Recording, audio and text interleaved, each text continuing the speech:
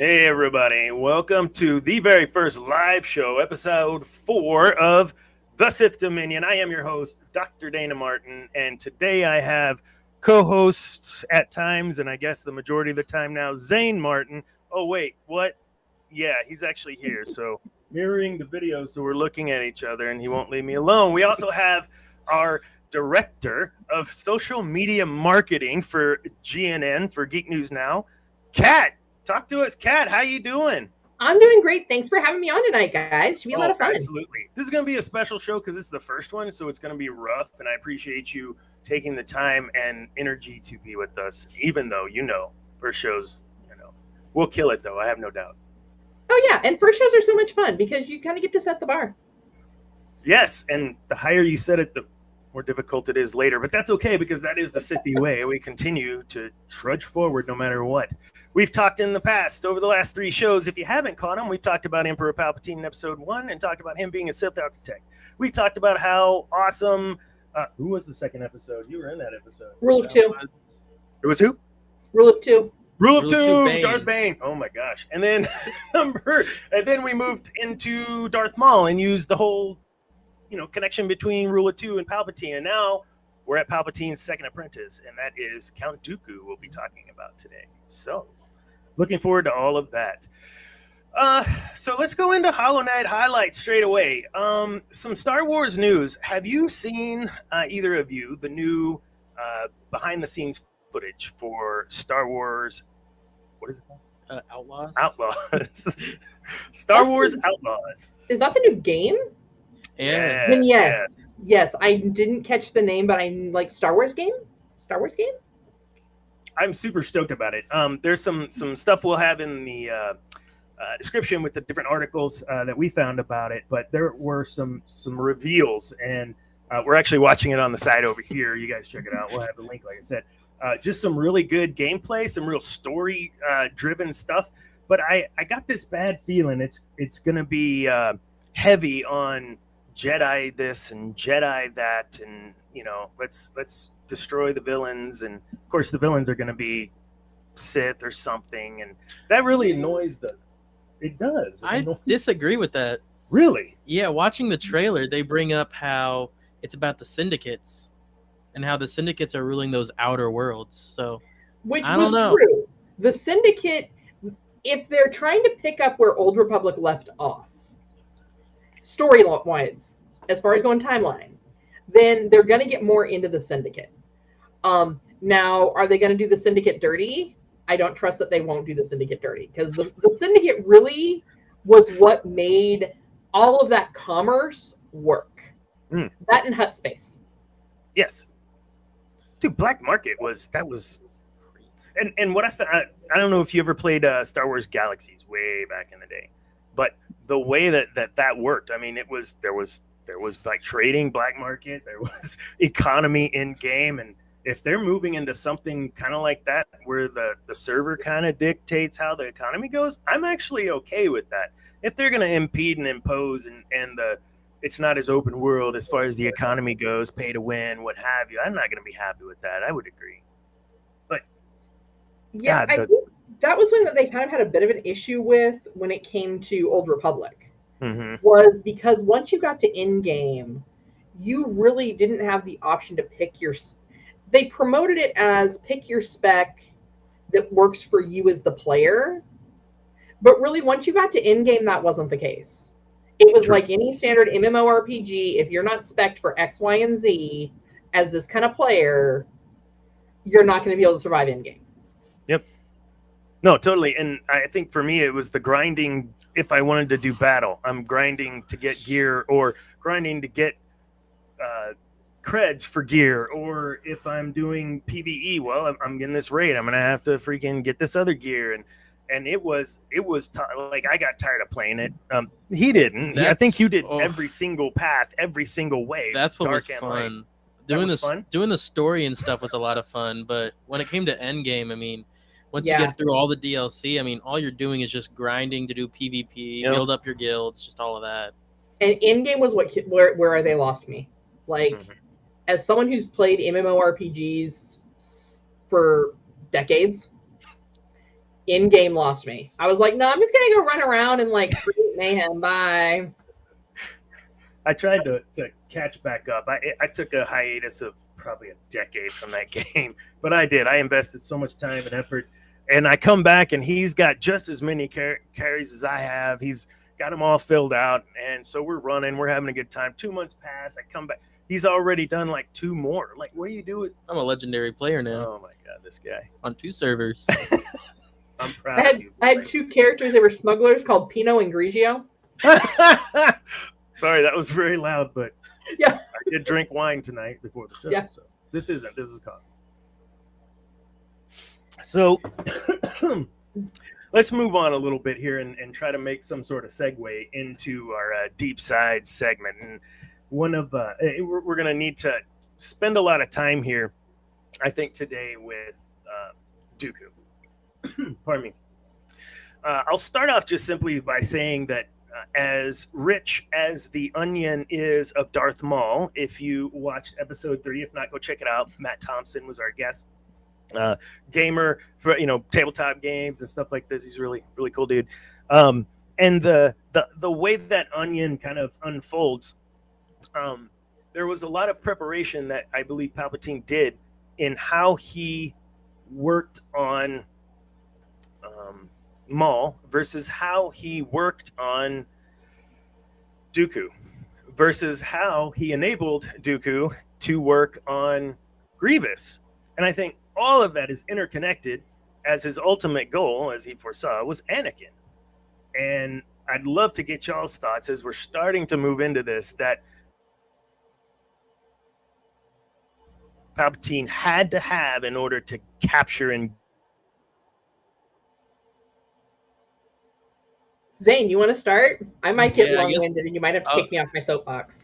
I'll start then before we get really crazy into it. I think what's really crazy about Dooku was he was one of the only Jedi that were really big into politics. He really he understood it, and he almost had that obligation.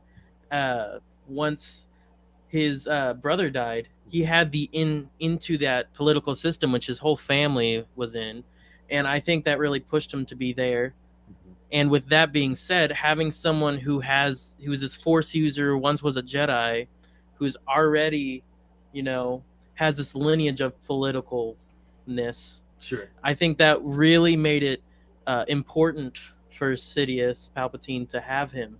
And I think that made him really instrumental in crafting the Separatists. So I just real sidebar that real quick. Are there any other Jedi that were involved in politics to that level? No, and I think it's because of the fact that most Jedi... So, if you really think about it, the Jedi Order and the Sith Republic, they're really giant corporations. So, Dooku came in as a Jedi, joined the corporation, and was like, hey, this is working for me, until it wasn't.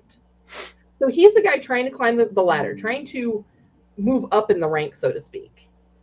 And he had to do what so many people don't do in the real world, is to go over to go up. So he realized that, like, wherever he was at, they weren't gonna make. He was never going to be a Jedi Master. Yeah.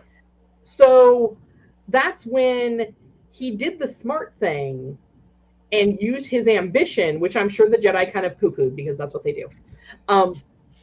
And he took that ambition and took that over to the Sith side. And he wasn't a bad person. He was an opportunist. He saw an opportunity, he saw the door open, and he crashed through that bad boy like Kool-Aid Man. Yes, he did. And for the Sith, that works perfectly because it proved that he was working on building his way up and through. Mm-hmm. Now, with him, I think he probably used Palpatine just as much as Palpatine used him. It was a symbiotic relationship there. Sure.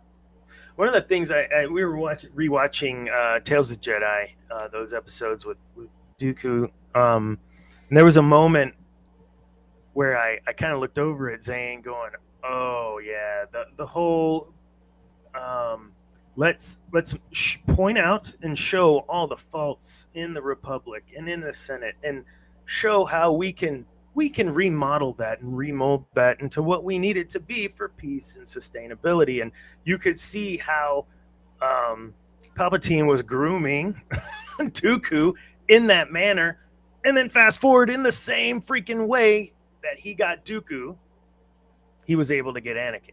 And I think that's a part of that three pillar of whether it's Maul, whether it's Grievous, and whether it's Dooku. But you're totally right. And if we take that a step further, I like how you started moving into using Palpatine, because he absolutely used Palpatine and how he could bring in his own little armada, not armada, what's the word I'm looking for? Apprentice, but his own little group around him. Because we're starting, then we look at yes, absolutely, or Coven, or what if we're going that route with the Night Sisters. But yeah, I mean that was his very next step. Okay, now what do I need to do? I'm gonna try to seize my opportunity. I'm gonna use Sidious to my vision. What's my next step? Ventress. So what do we think of Ventress? Ventress was his way into Dathomir, but I don't think he understood what he was really getting into on Dathomir. No. Like, if you understand Night Sister culture, then you would have known when you were offered, here, I'm going to give you my son as an apprentice. Nah, bro, that's a trap. That's a red flag right there. Because men in that society aren't valued for anything, so why would they give you him as some sort of piece of value? He's not valued to them. No, that was perfect. And it's insane the way that you when we know the viewer, right? Like, this is not, I don't know what's going to happen, but I know lore, and I know this is not going to end well for him. And it didn't, quite frankly. Well, it didn't end well for the witches, but it didn't end well for him either. He suffered immensely. Sorry, I cut you off. I thought you were about to say something. No, I mean, y'all kind of all got it right there. I mean, well, you and I were talking earlier today, and you were talking about Mother Talzin and all of that, and I'd love for you to touch on that, because that was some good stuff. I can't repeat it. I mean, I brought up how it was very smart of Sidious to instruct Dooku, because he instructed Dooku to kill Mother Talzin and all of them. And I thought that was a very smart move on their path, just because the Night Sisters don't like Force users. They don't like them.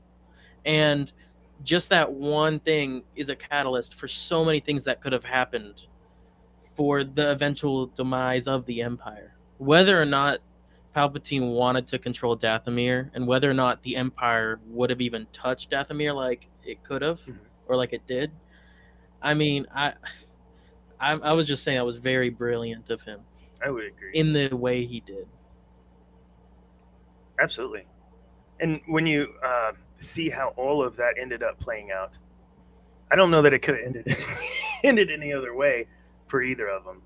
I don't know. And that's a whole nother thing. And actually, I'll kind of give you a little secret. We're going to talk a lot more next episode about Ventress. She's going to be our topic, and more specifically just the Night Sisters in general, and that dark side alchemy and dark side witchery and all the fun stuff. It's underrated. And you know, go back to the Maul onion that was in the episode. I just love that Matt used that, because it's huge, the amount of not just what is revealed in the animated series, but also if you've read any of the Legends books, Darth Maul, was explained to him, because he didn't read it. I mean, that was a planet that Han won gambling and gave to Princess Leia before he knew what the heck was on it, you know? So there's a lot of history there. I think we could open up. And why is the dark side concentrated on Dathomir? That's something I probably should know, but I don't. If it's out there, I don't have that answer. Does anyone on this show have this answer? Not currently. No. So that, I think, probably gets back to before the First War. Before the destruction of Revan. Way before. Man, that would have been That's that's way back there. Ancient. So what? Old Dooku had some parts of his leadership and parts of his style of influence, as I like to use on this show. And we like to compare to real life scenarios on this show, and we like to compare to real life people if we can. And I want to start off by talking about Napoleon. So Napoleon, we all know Napoleon was a French and military and political leader. He was famous for Louisiana Purchase and all of that during that time. I don't want to go into a history lesson, but understand that there was a lot of diversity, if you will, within the groups that Napoleon had to pull together to work towards that goal. What I thought Dooku, even though I believe it was in a book. The book, what was the book that you just read? Dooku Jedi Lost. Jedi Lost, where he did you read that, Kat? I have not read that one yet. So I actually had to kind of brief myself. I was like, hold on, Dooku. I know who that is. Hold on. Okay, that one. Okay, like yeah.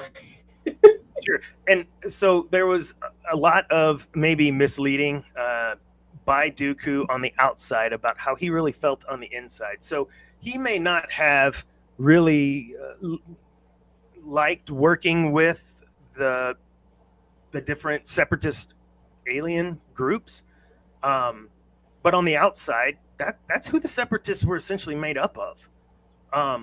And when you look at how all of that's going to play out, I find it interesting that he would put aside his feelings of lack of diversity and hide that as a means to an end. Why is that important, or is that something we can use today? Absolutely, but just don't enter it with the intention of Geonosis being blown to bits or whatever. Like enter into it with that diversity of, hey, oh yeah, you're from wherever, let's pull you in. Oh, you actually have this experience with this product, let's pull you in. So when you're working towards that same vision, unified in diversity and in that vision, that's exactly what Dooku did, and that's why he was successful as the separatist leader. And I want to send this over to you, Kat, because you were talking a little bit about that point of using some of this dark side lore in a good way to further your vision, sustainability, et cetera, within your business. Well, and with that, here's really where it gets down to. And this is what people don't realize. When you really stop and look at people who have ambition, and I know we haven't talked to him as much. I know it was kind of touched on that later. We're going to talk a little more about like Steve Jobs. These are people who maybe didn't have all the tools they needed to succeed, but they knew people who did. And if you look at that, that's exactly what Count Dooku did. He went out and said, okay, I'm probably not the best man for the job. I'm middle management at best. But if I get all these great people around me that can help me accomplish all of these really complex tasks that Palpatine keeps throwing at me, I'm going to be successful. They're going to be successful, which will then make them, and this is where he kind of went wrong, they're then going to owe me. Not so much. But he had the right thought process of bring in as many people from around the universe as you can. I mean, he traded in Hutt space. He traded with the Night Sisters, which, I mean, there are very few people outside the Night Sisters that the Night Sisters deal with. He just basically collected this little team of people that ultimately he ended up betraying because, hubris got the best of him. But they helped him accomplish everything that he needed to accomplish for Palpatine in order to climb where he needed to within the Sith and within politics. I mean, I'm sorry, you look at Dooku, he's like every single politician we have in Washington right now. 100%. 100%. So I know there's some people that are hoping that they do and because I'm checking out the chats here. they're looking for us to have a series on Ventress. Like, what do you think the odds of that are? Am I not? Are you running that? I don't know how to do the chat thing. No, I just pulled it up on my phone. Oh, I see it. Sorry, first day. I know I'm not supposed to tell y'all that. It's my first day. Yeah. It's a first day, guys. You know. Oh, yes. Ambrose, a little while ago about Dooku and Qui-Gon being reformists. Again, watching the Tales of the Jedi, that episode with them two, that second episode with them two, is just amazing. Seeing that play out, just exactly what we're talking about. You know, you said that Dooku's every person in Washington, but he disdained everything about that, and yet became that very thing.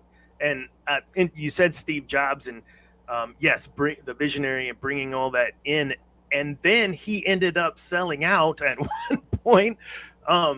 So I think, you know, with Dooku, it's kind of the same thing. He learned a lot, though. You were talking about the putting the pieces together. He got that from, yes, his own experience, but Palpy too. I mean, he was the grand architect, you know. So if you can learn any lesson from the two of them, it's definitely putting your stuff together with the proper people, the proper planning, and the proper tactics. How do you get there? You got to surround yourself with the people first. And that influence is incredible. I like to use influence, not manipulation. And even Dooku was very persuasive and influential. Even in the end with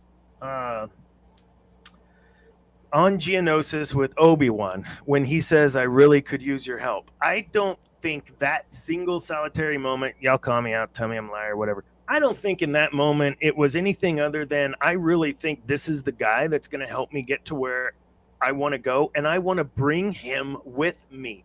It wasn't like, okay, I'm just going to use him and kill him. I think in that moment, he was very sincere, and he very much so was conflicted and needed Obi-Wan to be a part of whatever ended up happening.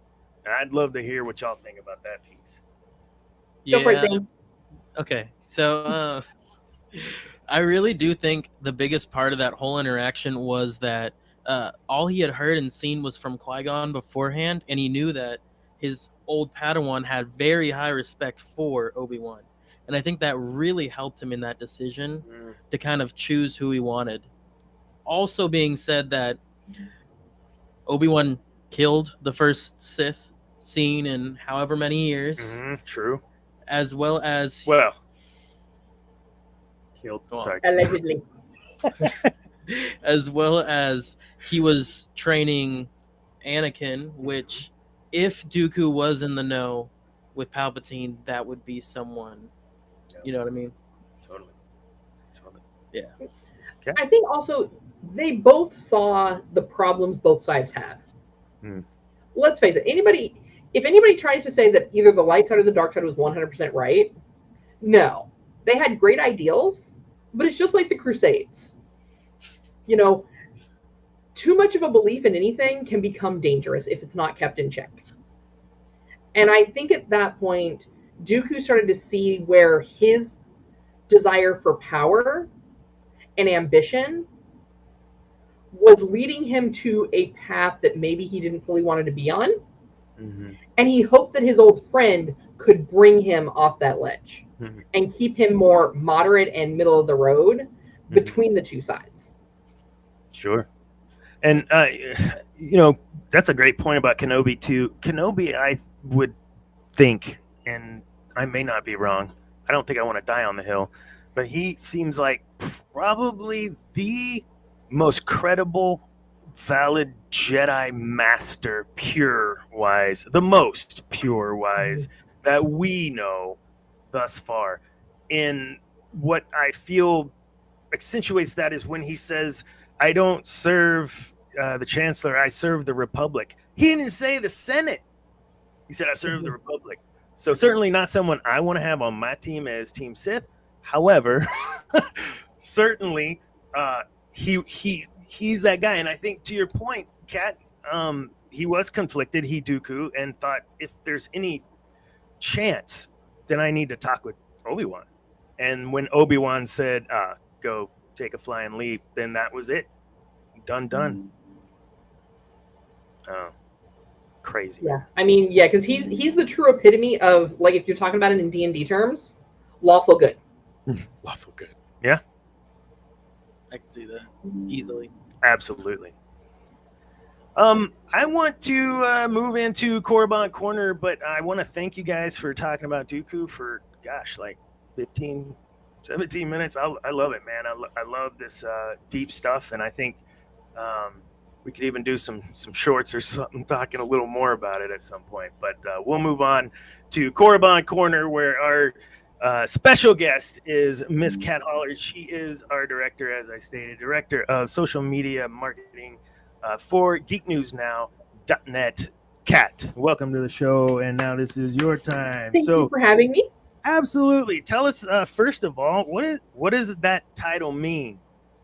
So we basically, Geek News Now has got so much great content. We have writers who are constantly writing articles. We have a great audio video team that's constantly creating videos like this show here. We have MCU Mondays for all the Marvel fans. We now have the Sith Dominion, which I'm super excited about. For all those Star Wars fans out there that, you know, are like, you Sith people are crazy, Thursday nights we have Cantina Happy Hour. It's a live show. Every week these shows come on. Then Saturday we have the Geek Gauntlet. Geek Gauntlet covers everything, and I am one of the co-hosts on that show as well. That we cover kind of a big, broad spectrum of geeky stuff. You want to talk DC, you want to talk Doctor Who, you want to talk, what else we got going on? We got a little bit of Marvel, a little bit of Star Wars, Star Trek 2. Yeah. Like, we kind of cover the whole gamut of geekiness on Saturdays. And so if you click on the little subscribe button and then a notify button that's there on the YouTube for you, that's right. It's going to tell you when we have folks going live. And we love it when you guys hop into those conversations and chat with us. So in addition to that, though, you can follow us on Facebook, Instagram, Threads, Twitter, TikTok. We're always going to be putting out content to let you know when we have new content up. So we also have 2 podcasts. We have Captain's, I always get this one wrong, Captain's Logs and Lightsabers. Sorry, I always get the L's all blah, blah. And that's a podcast that comes up a couple times a month. We have Cam in Focus. We're starting to get a little more content coming back in from there. They had to take a little bit of a break. But yeah, and we're always going to let you guys know when we've got content coming up. So always keep an eye on those platforms. And chat with us. We love it when you guys chat with us in the comments. So, you know, no, we don't want to tell Ambrose to shut up. Not yet. No, talking about the dark side with us so he can keep chatting. It's fine.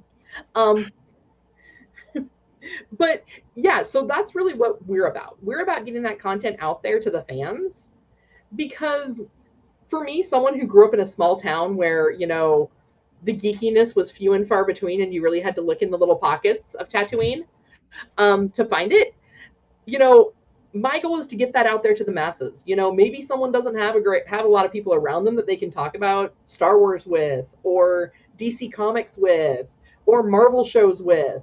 Guess what? That's what we're here for. And, you know, we're originally based out of Texas, but we do have writers and content creators that are nationwide. So there's always something to kind of chat about there. Yeah.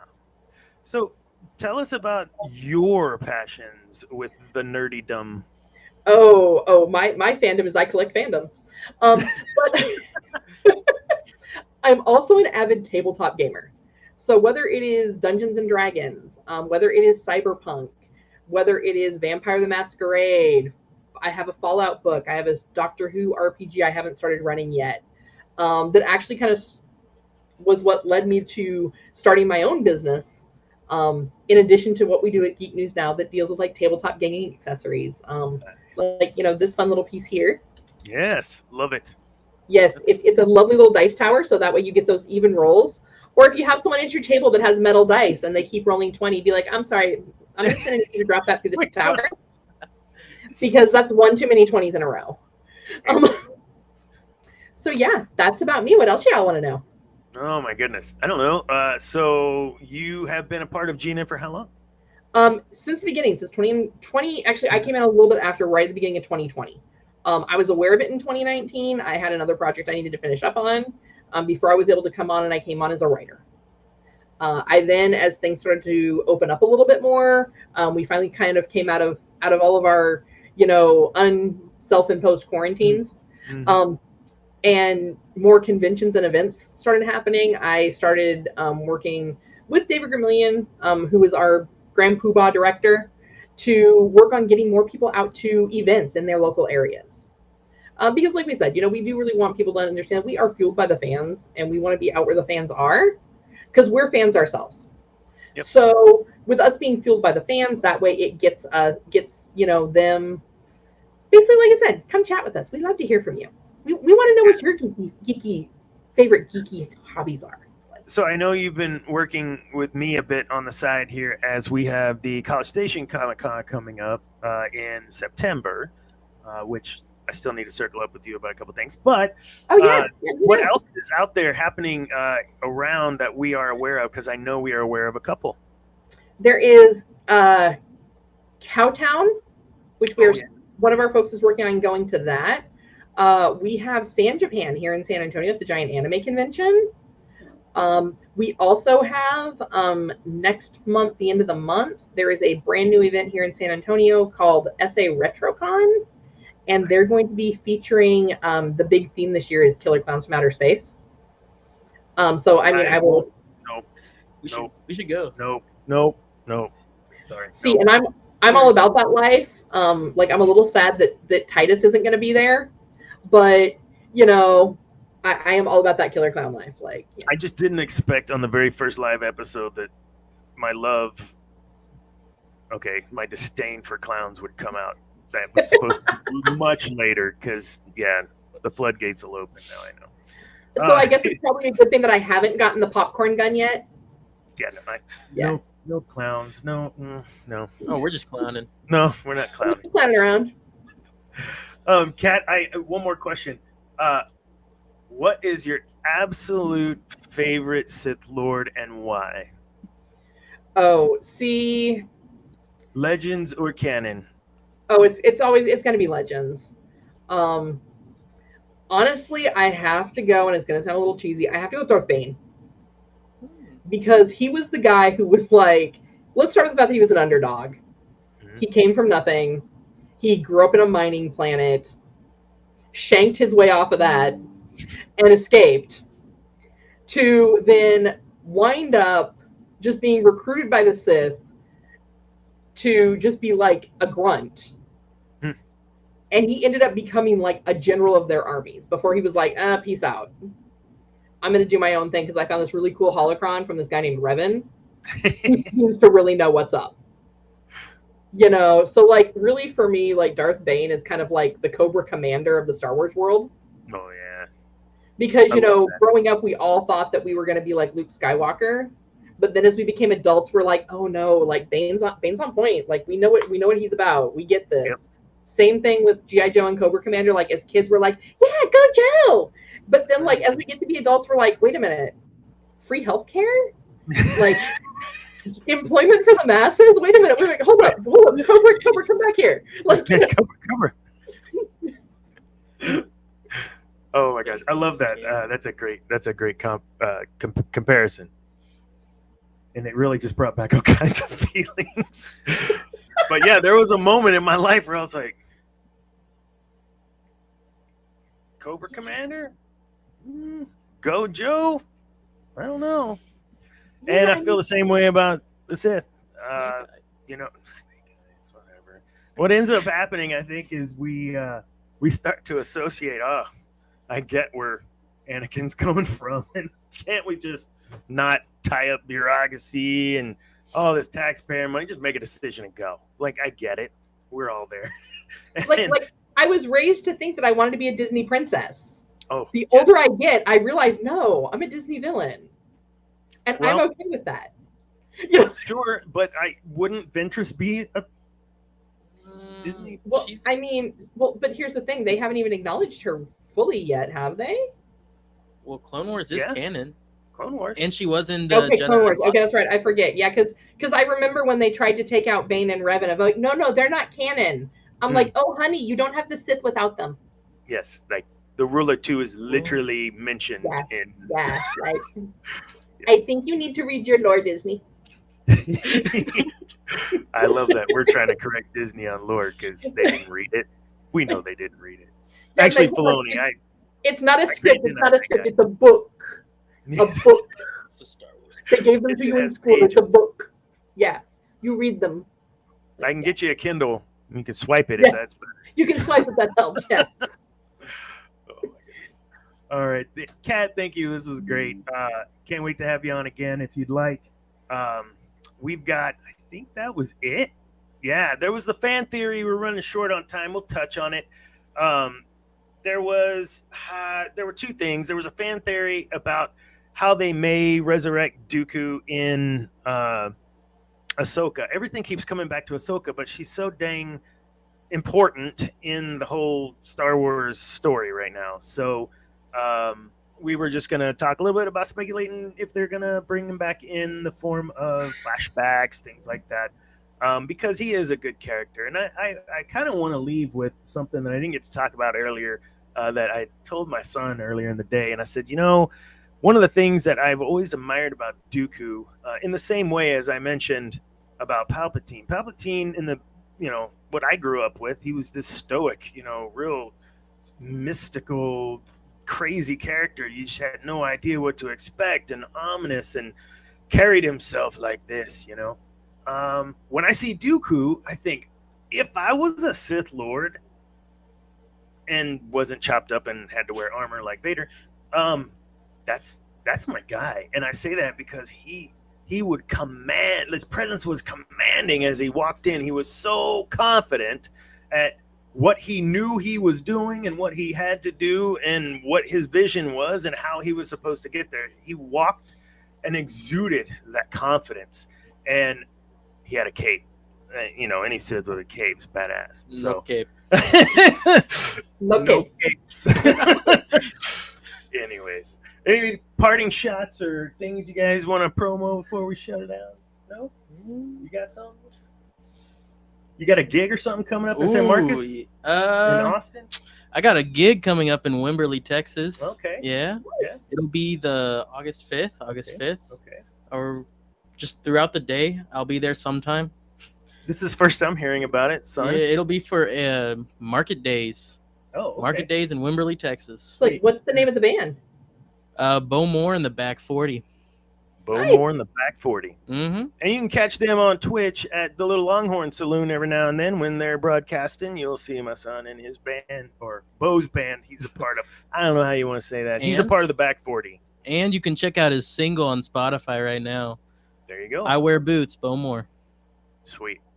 Kat, what are you promoting? Well, hey, we've got Cantina Happy Hour coming up on Thursday night at 8:30 Central Standard Time. And then we've got the Geek Gauntlet on Saturday. We go live at 9:00 every Saturday. So yeah, make sure, like I said, the little button, like I think it's like right over here, right over there. It's gonna say subscribe, and you want to click it. Go click it. Yes. And then there's another one, little bell. You want to ring that bell. That way, every time we go live, you get that notification here at Geek News Now Official on YouTube. Geek News Now Official on YouTube. Geek News Now Official on YouTube. Geek News Now Official. Not official, apparently. It's official. So, yeah, thanks again. Everyone, we pulled off, at least we got through the show. Thank all the viewers for tuning in and watching live. And those of you that are watching later, we appreciate you too. So we will see you all next week, and we'll be talking about Ventress and diving into some good old-fashioned witchery. Y'all have a good one. And, one more thing. So if you watch episode 1, I end that show terribly, and I left it in because I thought it was funny, making fun of myself.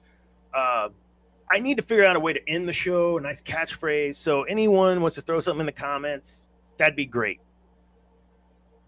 Now, we will see you all next week. Check us out at geeknewsnow.net, Geek News Now Official, thesithdominion.com. Thank you all. Bye.